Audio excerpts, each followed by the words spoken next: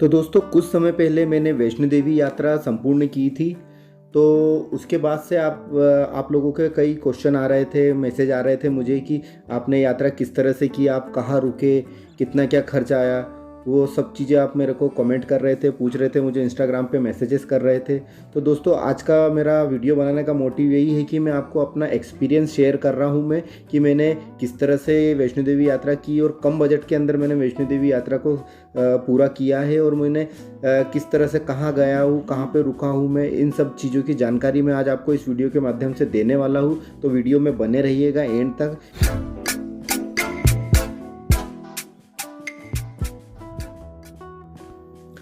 तो वैष्णो देवी की यात्रा प्रारंभ होती है कटरा से। तो अब सवाल आता है कि हम कटरा कैसे पहुँचे। कटरा पहुँचने के लिए आपके पास ऑप्शन रहता है।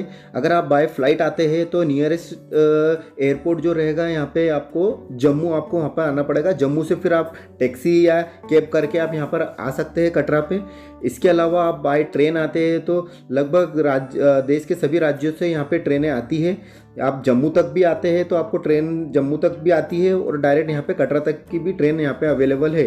अगर आप जम्मू तक ट्रेन में आते हैं तो उसके बाद आप बाय बस कटरा तक आ सकते हैं, या फिर आप डायरेक्ट कटरा तक ट्रेन से आते हैं तो आपको यहाँ पे कटरा रेलवे स्टेशन से फिर आपको यहाँ पे बस स्टेशन पे आना पड़ेगा।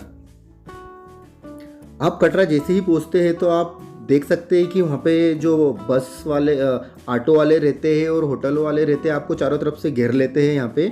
मगर आपको यहाँ पे अपना थोड़ा सूझबूझ दिखाना है, अपना दिमाग लगाना है, क्योंकि ये लोग उनके हिसाब से आपको होटल सूटेबल करवाते हैं कि जो उनका फ़ायदा देखते हैं इसके अंदर। क्योंकि वो आपको होटल 700-800 रुपये वाला होटल बताएंगे आपको कि यहाँ पे 700-800 रुपये वाला होटल है, काफ़ी अच्छी फैसिलिटी है, गर्म पानी है, सब कुछ आपको बताएंगे इसके अंदर। बट होता ये है कि आप जैसे इनका होटल करते हैं तो ये आपको कहते हैं कि पिकअप एंड ड्रॉप की भी फैसिलिटी रहती है। तो इनका प्रॉपर नहीं रहता, ना होटल उस टाइप का रहता जिस तरह का हमको बताते हैं, ना होटल उस टाइप का मिलता है। और पिकअप एंड ड्रॉप की फैसिलिटी में भी ये रहता है कि ये मेरा पर्सनल एक्सपीरियंस है। जब मैं एक बार आया था तो इसी तरह के होटल में रुका था मैं, तो वहाँ से उन्होंने मुझे पिकअप एंड ड्रॉप का कहा था कि पिकअप भी करेंगे, आपको भवन के गेट तक छोड़ेंगे और वहाँ से लेकर भी आएंगे। परंतु हुआ ये इन्होंने गेट तक तो छोड़ा, जब रिटर्न में आए तब रिटर्न में इनको कॉल करा तो इनकी किसी भी तरह की कोई फैसिलिटी नहीं रहती है। इनकी तरफ से ये आंसर मिलता है कि ड्राइवर अभी है नहीं, ड्राइवर सोया हुआ है, गाड़ी में प्रॉब्लम है, ये इस तरह से बहाने करने लगते हैं। तो ठीक है, अब बात आती है कि हम कटरा पहुंच गए, यहाँ पे कहाँ पर रुके। तो देखिए यहाँ पे रुकने का ऑप्शन, अगर आप ट्रेन से आते हैं तो रेलवे स्टेशन पे ही यहाँ पे आपको ठहरने की काफ़ी अच्छी फैसिलिटी दी गई है वहाँ पे। अब वहाँ पे भी डायरेक्ट आप रुक सकते हैं, पर ये रहेगा कि आप अगर वहाँ रुकते हैं तो फिर वहाँ से आपको फिर वो आना माता वैष्णो देवी के लिए आपको कटरा में ही आना पड़ेगा। तो वहाँ पर भी डॉर्मेट्रिक भी है, काफ़ी सस्ते रेट में आपको डॉर्मेट्रिक मिल जाएगी। 100 रुपीज़ में आपको वहाँ पे डॉर्मेट्रिक मिल जाएगी। पर हम वहाँ नहीं रुके थे, हम बाय जम्मू से आए थे, तो हम कटरा में बस स्टेशन से आए थे। और इसके बाद हम यहाँ पे बस स्टेशन से लगभग 1-1.5 किलोमीटर की दूरी पे है त्रिकुटा भवन नाम का एक होटल है, जो कि ट्रस्ट द्वारा चलाई जाती है। तो यहाँ के बारे में मैं बताना चाहता हूँ, ये होटल काफ़ी अच्छी है। तो ये देख सकते हैं, ये सामने है त्रिकुटा भवन है, काफ़ी अच्छा होटल है ये, काफ़ी साफ़ सुथरा रहता है और काफ़ी अच्छी फैसिलिटीज़ यहाँ पे हमें देखने को मिल जाती है। यहाँ पे आपको डॉर्मेट्रिक है, रूम अवेलेबल रहते हैं, डॉर्मेट्रिक रहता है, और लॉकर फैसिलिटी भी यहाँ पे अवेलेबल रहती है। तो दोस्तों मैं वीडियो के एंड में आपको बताऊंगा कि ये वैष्णो देवी यात्रा की टोटल कॉस्ट कितनी लगी मुझे। आपको एंड में पूरा मैं वाइफिकेशन कर दूंगा कितना क्या रुपये मुझे इस यात्रा पे लगा। तो वीडियो को एंड तक जरूर देखिए। तो आप ये देख सकते हैं, ये 100 रुपीज़ में डॉर्मेट्रिक रहती है। ये 100 रुपीज़ में काफ़ी साफ़ सुथरे हमको बेड यहाँ पे मिल जाते हैं। सामने आप देख रहे हैं, सामान रखने के लिए पूरे लॉकर भी दिए हुए रहते हैं, काफ़ी अच्छी फैसिलिटी रहती है। अगर आप पूरी फैमिली के साथ आते हैं तो पूरा रूम बुक कर सकते हैं आप। और यहीं से आपको सामने नज़ारा काफ़ी सुंदर देखने को मिलता है। ये मैं जिस टाइम गया था उस टाइम पे काफ़ी कोहरा था, बर्फ़बारी भी हुई थी, उस टाइम की बात है ये। तो आप देख सकते हैं काफ़ी अच्छा यहाँ पे हमें देखने को मिलता है। तो मैं यहाँ आपको थोड़ा होटल का व्यू दिखा देता हूँ किस तरह का है। ये पूरा इस तरह से दिखता है। यहाँ पे काफ़ी साफ़ सफाई काफ़ी अच्छी लगा मुझे यहाँ पे। मैं फ़र्स्ट टाइम रुका हुआ हूँ यहाँ पे, तो साफ़ सफाई का काफ़ी अच्छा ध्यान रखा जाता है यहाँ पे। पूरी तरह से देख सकते हैं आप, एटमॉस्फेयर भी काफ़ी अच्छा हैगा। तो इस होटल के आपको मैं बाथरूम दिखाता हूँ। देखिए साफ़ सफाई काफ़ी अच्छी है। ये लेटरिन बाथरूम में रहता है, ये काफ़ी अच्छा साफ़ सुथरा है। यहाँ पे आपको काफ़ी सस्ते में आपको यहाँ पे रुकने का मिल जाता है। अब आती है इसकी बुकिंग कैसे करें। आप इसकी ऑनलाइन भी बुकिंग कर सकते हैं और ऑफलाइन भी बुकिंग कर सकते हैं। हमने जाने से पहले इसकी मैंने ऑनलाइन बुकिंग करके रखी थी, तो ऐसी कोई प्रॉब्लम नहीं आई। अगर आप आते हैं और आप ऑफलाइन अवेलेबल रहता है तो वो आपको मिल जाएगी इजीली, उसमें भी कोई प्रॉब्लम नहीं रहती है इसमें। अब बारी आती है यहाँ पे खाने की। तो यहाँ पे नीचे ही कैंटीन बनी हुई है और काफ़ी अच्छे रिजनेबल रेट में अपने को खाना भी मिल जाता है और काफ़ी फ्रेश और काफ़ी ताज़ा खाना यहाँ पे हमें देखने को मिलेगा और काफ़ी स्वादिष्ट खाना देखने को मिलता है यहाँ पे। तो हमने यात्रा रात के टाइम पे शुरू की थी, यानी शाम के 7 बजे हमने यात्रा शुरू कर दी थी। आप अपने टाइम के हिसाब से आप आपकी यात्रा शुरू कर सकते हैं। त्रिकुटा भवन के पास में ही यहाँ पे आपको यात्रा पर्ची भी आपको मिल जाएगी। अगर आप यात्रा पर्ची ऑनलाइन नहीं कटवाते हैं तो यहाँ पे आके अगर आप लेना चाहते हैं तो आप ले सकते हैं यात्रा पर्ची। पर मैं आपको ये सजेशन देना चाहूँगा कि आप ऑनलाइन ही करवा के आए, क्योंकि अभी ऐसा हो रहा है, आज 16 मार्च है और सीन ये हो रहा है कि जैसे भीड़ आ जा रही है तो वहाँ पर यात्रा पर्ची बंद कर दे रहे हैं इसमें। तो कोशिश आप ये कीजिएगा कि आप जो यात्रा पर्ची है वो ऑनलाइन बुक करवा के ही अपने साथ में लेकर आए, तो आपको कोई प्रॉब्लम नहीं हो इसमें। तो ये आप देख सकते हैं सामने भवन का गेट है, यहाँ से यात्रा हमारी प्रारंभ होती है। पहला पड़ाव शुरू करते हैं यहाँ से अब हम। जय माता दी।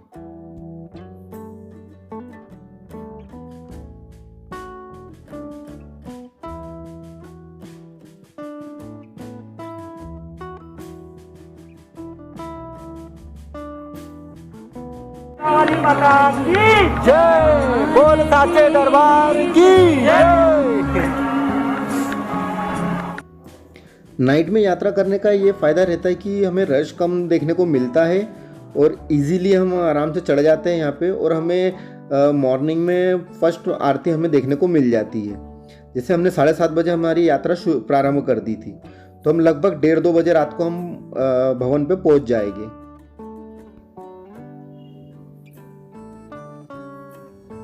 और यात्रा करते समय अपने को हड़बड़ाहट बिल्कुल भी नहीं रखना है, आराम आराम से हमें चलना है। अगर हमारे साथ कोई बुजुर्ग व्यक्ति चलते हैं तो उनके लिए हमें प्रॉपर उनके लिए मेडिसिन साथ में लेके चलना चाहिए, और हमें प्रॉपर रुक रुक के आराम से, पैदल चल रहे हैं तो हमें बैठते हुए आराम से आना चाहिए, कोई जल्दबाजी नहीं करना चाहिए हमें।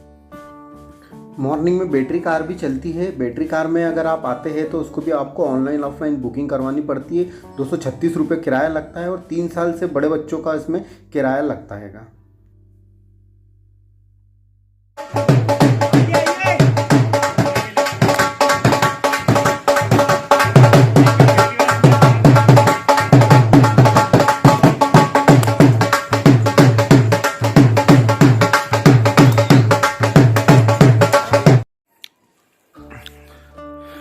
तो फ्रेंड्स, आप देख सकते हैं सामने भवन दिखने लगा है। अभी बज रहे हैं रात के 1 बज रहे हैं और हम भवन के पास पहुंच गए हैं। Good morning friends. तो अभी बज रहे हैं सुबह के 4 का है, चालू नहीं होती, सुबह के 4 बज रहे हैं और अब हम दर्शन के लिए जा रहे हैं। पीछे ही देख सकते हैं भवन का रास्ता है, यहाँ हम दर्शन के लिए जा रहे हैं। अभी बैग लॉकर रूम में रखते हैं, उसके बाद चलते हैं ऊपर दर्शन के लिए। वहाँ पे तो मोबाइल अलाउ नहीं रहेगा, तो मोबाइल अभी अंदर ही रख देंगे, चलते हैं फिर। तो हम लोग रात के 1:30 बजे भवन पे पहुंच गए थे। हमने यहाँ पर भी एक डॉर्मेट्री को बुक करके रखा था। मनोकामना भवन में हमने यहाँ पे एक डॉर्मेट्री बुक करी थी, तो हम 1:30 बजे वहाँ पे पहुँच गए थे। फिर वहाँ पे हमने रेस्ट किया, सो गए थे। फिर मॉर्निंग में 3 बजे के लगभग हम उठे। फिर नहाना धोना करके हम 3:30 बजे के समथिंग हम निकल गए थे वहाँ से दर्शन करने के लिए। सारा सामान लॉकर रूम में रखना पड़ता है, वहाँ पे हम कुछ लेके जा नहीं सकते। लॉकर फैसिलिटी भी अवेलेबल है वहाँ।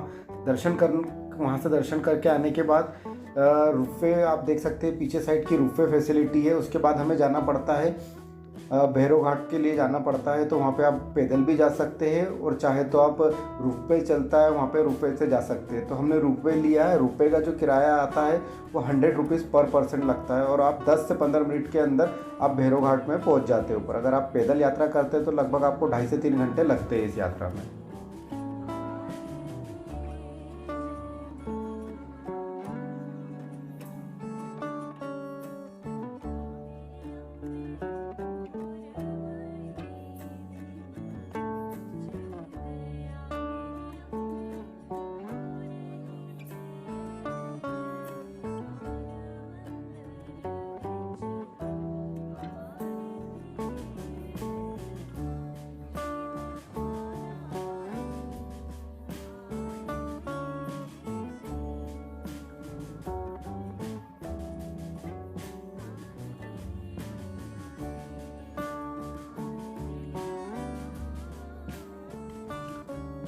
तो ये ऊपर हम भैरव घाट पे आ चुके हैं, भैरव बाबा के दर्शन कर लिए। अब यहाँ पर आप दर्शन करने के बाद थोड़ी देर आप यहाँ पे रुक के यहाँ का व्यू का आप आनंद ले सकते हैं। आप देख सकते हैं कितना अच्छा यहाँ पे व्यू देखने को मिलता है। पूरी बर्फ़ से लपेटी हुई चादरें दिख रही है हमें, ऐसा लग रहा है कि इसने पहाड़ों के ऊपर चादर लपेट दी हो बर्फ़ से लगी हुई।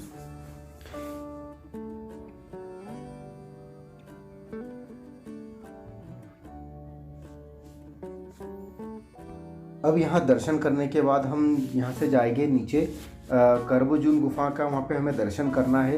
तो यहाँ से अब हम चलते हैं वापस से। रुपये का जो, हाँ मैं आपको ये बताना भूल गया, जो रुपये का किराया लगता है 100 रुपीज़, ये दोनों साइड का रहता है। ये बस 2 घंटे का अंदर हमें रिटर्न होना रहता है इसके अंदर। तो 2 घंटे के अंदर आप रिटर्न हो जाइए तो आपको 100 रुपीज़ में आना जाना, 100 रुपीज़ में आपका काम हो जाएगा। अब यहाँ से चलते हैं, अब हम गर्भजून गुफा की तरफ चलते हैं, क्योंकि हम जब रात में आए थे उस टाइम पे हम वहाँ पे नहीं गए थे। तो अभी वहाँ पे जाते हैं, वहाँ पे दर्शन करते हैं। तो दोस्तों ये हम अर्धकुमारी पे आ गए हैं। हमने यहाँ पर भी एक डॉर्मेट्री बुक कर रखी थी, शैलपुत्री भवन के नाम से डॉर्मेट्री है। यहाँ पे आप बुक कर सकते हैं, ऑनलाइन ऑफलाइन दोनों जगह यहाँ पे बुकिंग हो जाती है। तो अब आती है दोस्तों इस यात्रा में मेरा टोटल कितना खर्चा लगा। देखिए जो किराए की बात रहेगी वो आपके अकॉर्डिंग देख लीजिएगा, आप कहाँ से आ रहे हैं। वैष्णो देवी तक, कटरा तक का आपका जो भी किराया लगता है वो चीज़ को मैं इसमें इंक्लूड नहीं कर रहा हूँ। मैं बस यहाँ का रहना और खाने की चीज़ को इंक्लूड कर रहा हूँ मैं। तो जैसे कि मैंने आते से सबसे पहले त्रिकुटा भवन में रुके थे, वहाँ पे 100 रुपीज़ की डॉर्मेट्री थी। उसके बाद हमने वहाँ से गए ऊपर मनोकामना भवन पे, हमारी एक डॉर्मेट्री बुक थी 100 रुपीज़ उसके। फिर वहाँ से रिटर्न आए हम, तो जो अपना शैलपुत्री भवन है वहाँ पे 100 रुपीज़ थे। जो गर्भजून गुफा में, गुफा के पास में जो डॉर्मेट्री है वहाँ पे 100 रुपीज़। और सबसे फिर उसके बाद हम जब दूसरे दिन नीचे आए तो वहाँ पे त्रिकुटा भवन में फिर से डॉर्मेट्री बुक करी थी 100 रुपीज़। यानी टोटल 3 दिन का मेरे को 400 रुपये लगा था इसमें ठहरने का। और इसमें खाने की बात आती है तो मैं ये मान के चलिए 3 दिन के अंदर 800 से 900 रुपये का खाना समथिंग मैंने को फूड का मैंने इतना पैसा पे किया था। तो लगभग यहाँ से 1200-1300 रुपये के अंदर मेरा ये काम हो गया। इसके अलावा ऑटो से आना जाना और आप ये चीज़ें को इंक्लूड कर ले तो यानी मोटा मोटा 1500 रुपये के समथिंग मेरा लगा था यहाँ पे रहना और खाना। और इसके अलावा मेरा अगर मैं इसमें किराया भी इंक्लूड कर लूँ तो लगभग 2500 रुपये में मैंने वैष्णो देवी यात्रा कर ली है। 2500 से 3000 रुपये के अंदर आप वैष्णो देवी यात्रा कर सकते हो। ये सबसे चीपेस्ट यात्रा आप कर सकते हो इस हिसाब से अगर आप करते हो। तो मैंने अलग अलग जगहों मैंने इसलिए ये डॉर्मेट्री बुक करी थी, क्योंकि इससे क्या हुआ है कि हम अपन इतनी ऊपर जाते हैं तो इससे हमें थकान नहीं हुई है। इसलिए आराम से इस बार, क्योंकि आराम से छुट्टी लेके गया था मैं ऑफिस की तरफ से, तो आराम से रेस्ट करते हुए यहाँ पे प्रॉपर तरीके से पूरा एंजॉय किया। वहाँ पे व्यू देखा अच्छे से, पूरा वैष्णो देवी को अच्छे से एंजॉय किया। वहाँ पे कटरा में आके एक दिन हम रुके थे तो कटरा में आके पूरा मार्केट घूमा, वहाँ से शॉपिंग परचेसिंग कर सकते हैं आप। तो दोस्तों ये था मेरा एक्सपीरियंस वैष्णो देवी यात्रा का जो मैंने आपके साथ शेयर किया। अगर आपको वीडियो अच्छा लगा है तो वीडियो को लाइक कीजिए, चैनल को सब्सक्राइब कीजिए। अगर आपके कोई क्वेश्चन है तो मुझे कमेंट कर सकते हैं आप।